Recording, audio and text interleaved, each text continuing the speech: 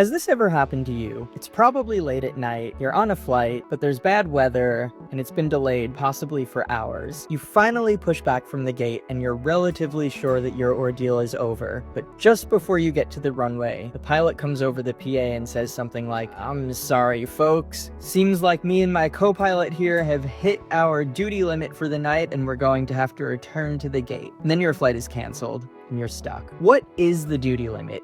And why does it exist? The Federal Aviation Administration has a number of regulations that are designed to keep passengers safe. And one of those is the crew duty clock. These are rules set by the FAA and often bolstered by airlines' own contracts and work rules that set a maximum number of hours that pilots and flight attendants can work on a single shift and a minimum number of hours of rest between those shifts. And so when flights start getting delayed because of weather or something else, it can happen that crews run up against the clock and simply run out of time to fly the flight. And as frustrating as that can be for passengers, it's important to remember that these limits, like so many things in aviation, are designed to keep us safe. There have been lots of aviation incidents in the past that are attributed in part to crew fatigue.